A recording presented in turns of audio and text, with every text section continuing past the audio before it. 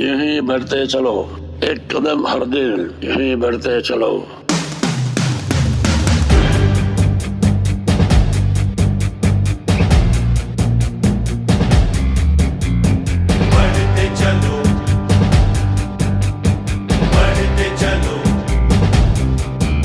Now, let me ask some of you, what are your dreams? Do you know how to get there? What steps you need to take to reach your dreams? That's why we're here, right? To understand what our dreams are and the steps we need to take to get there.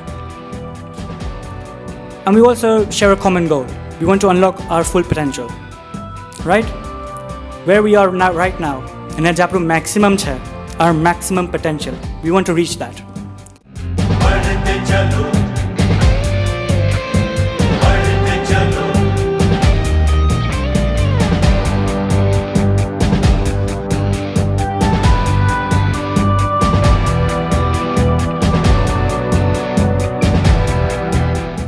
Good in physics yet. So with the power of yet, the second group of students were able to excel academically. On top of that, એ લોકોને challenges આવે, then they would be like, હું કરી શકીશ, ભલે challenge છે, I can climb. Dadra ચડવાના છે, I don't have to jump directly on the 6th or 7th step. I can start from the 1st, 2nd, 3rd, 4th. Easily હું કરી શકીશ એમ, ભલે challenge છે. But with the power of yet, we can climb. So that was the first way. આપણે જેટલું બી હોય એમાં આપણે yet attach કરી શકીએ. यूं ही बढ़ते चलो,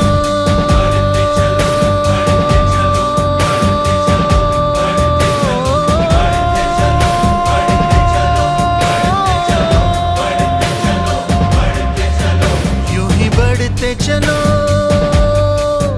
यूं ही बढ़ते चलो, एक कदम हर दिन यूं ही बढ़ते. પણ તમને ટાસ્ક હોય but you don't know how, you don't know what, like ક્યારે શું કરવું. I have so much to do. આ ડેડલાઇન છે, આ કોર્સ વર્ક છે, આ એક્ઝામ છે, I have so much coming up. So for that we have a priority matrix, as you can see. So a priority matrix, it's got as you can see on your sheets, it's got x and y axis, as you know from maths. So on the horizontal axis, it's got the urgency of the task, and on the vertical axis, it's got the importance. So as you can see, number 1, top right corner ma, high urgency, high importance. That's like your very important, like very number 1 priority. take ખાલી એક્શન્સમાં કોણ હોય તો કેટલું easy થઈ જાય. That's what I did. I planned for weeks, 1 week at a time. મેં કેલેન્ડરમાં લખતો બી હતો કે આ દિવસે મને આ કરવાનું છે. So today I'm doing biochemistry. I also had other exams and a bit of a serious situation. I had cell biology and whatnot. એટલે એ બધા એક્ઝામ્સ બી મારે રિવાઇઝ કરવાનો હતો, અને બાયોકેમિસ્ટ્રી સ્પેશિયલી કારણ કે મને કંઈ આવડતું જ નહોતું. તેવી તમે રિવાઇઝ કરવાનું ચાલુ કર્યું, એક પછી એક ચાલુ કર્યું. What it helped me, that obviously it saved my time, કારણ કે મને ખબર છે મારે શું કરવાનું છે, clear steps ahead. It saved my time, but at the same time મને તો પીસફુલ બી લાગતું હતું, કારણ કે એક પછી એક I used to complete my tasks. So that's how it really helped me. And at the end of my examinations, I did get an A star.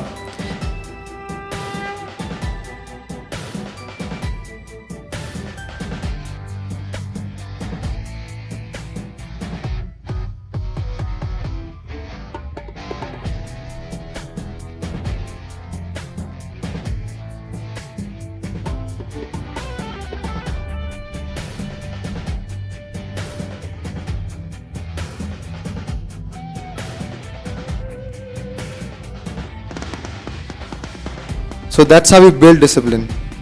And finally, about the knowledge is all conceptual. આપણે માઇન્ડસેટની વાત કરી, રૂટીનની વાત કરી અને એક્શનની વાત કરી. એ 3 કરવા માટે છે ને આપણને ઇઝી લાગે સ્ટાર્ટિંગમાં, બિકોઝ ન્યૂ યર આવવાનું છે. Let me make a new year resolution. પહેલો મહિનો ચાલુ થયો, સ્મેશિંગ ઇટ. સેકન્ડ મહિનો ચાલુ થયો, થોડો ઓછા થઈ ગયા. 3rd, 4th, 5th, 6th મહિનામાં તો શું હતું ખબર નહીં, ભૂલી ગયો ભાઈ, એવું થઈ જાય. એ બધું એ 3 સ્કિલ આપણે સાંભળી આગળ, એ 3 સ્કિલને પકડી રાખવા માટે we need discipline. And discipline is nothing but just doing it.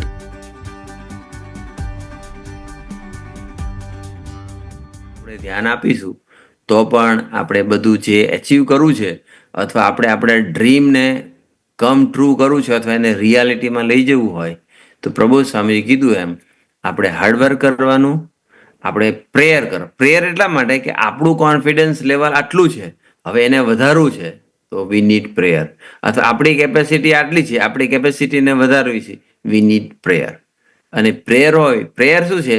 તો પ્રેયર એક ભગવાન સાથેની લિંક છે અને એ લિંક દ્વારા ભગવાનની સ્ટ્રેન્થ આપણામાં આવે છે, રાઈટ?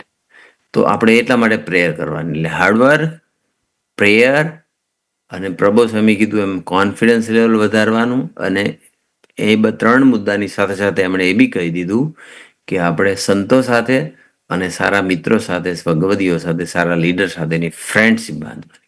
આટલું હશે તો આપણે બધું એચીવ કરી શકીશું, બધી સક્સેસ બી મળશે અને હેપી પણ થઈશું.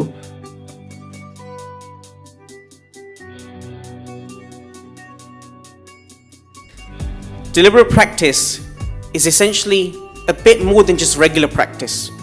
If you practice the same questions over and over again, you know you're good. What about the stuff you're not good at? If you can get 100, if you set a maths paper and you get 80%, focusing on the 20% that you keep on getting wrong, that's deliberate practice. But the real question you have to ask yourself, Niramebai spoke about mindset. When do you ask for help? It's not the first thing you do. So if you keep on getting something wrong 3 or 4 times with the tools that you have, that is where you ask for help. Actually, it doesn't happen in one hit, right? બહુ જ ઓછા એવા હોય કે બધી જ વસ્તુમાં first the way through pass થાય. In fact, if someone passes through everything in the first shot, I'd be less interested in them.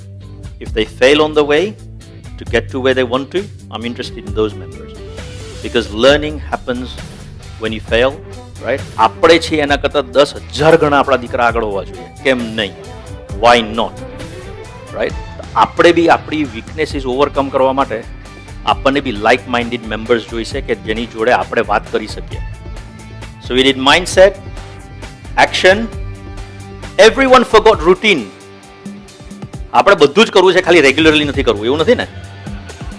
હે? રેગ્યુલરલી કરવાનું છે ને બધું, right? Routine, discipline, expertise.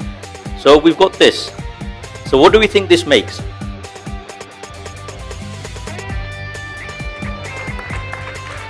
Right?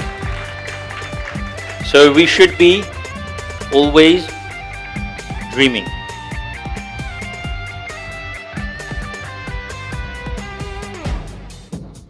કેવી રીતે આગળ વધી શકે, કરિયરમાં કેવી રીતે આગળ વધી શકે, એમાં જે ચેલેન્જીસ આવે છે એ ચેલેન્જીસને કેવી રીતે ઓવરકમ કરવાની. તો આપણે પણ જેવા ધારીએ એવા થઈ શકીએ. આપણા જીવનનું ધ્યેય આપણે હંમેશા ઊંચું રાખવાનું, સારા મિત્રોનો સંગ રાખવાનો, ત્રીજું પ્રેયર રાખવાની અને સંતો સાથે દોસ્તી રાખવાની, કોન્ફિડન્સ લેવલ હંમેશા ઊંચું રાખવાનું. તો આપણે ગમે એવું આપણા જીવનમાં જે સક્સેસ જોઈતી બધી જ મળશે. પરિવારના પ્રાઉડ તરીકે પણ આપણે રહી શકીશું. તો ગુરુ હરિ આપણને સૌને એ સક્સેસ માટેના જે 4 પોઈન્ટ કીધા છે એ પોઈન્ટ પ્રમાણે આપણે પણ જીવન જીવી અને ખરેખર સક્સેસ મેળવવો છે અને પરિવારના પ્રાઉડ થવું છે અને સ્વામીજીના પણ ખરેખર દીકરા થવું છે. તો એ માટે ગુરુ આપણને સૌને ખૂબ ખૂબ ખૂબ બળ બુદ્ધિની શક્તિ આપે. એ જ પ્રાર્થના સહજાનંદ સ્વામી મહારાજની જય.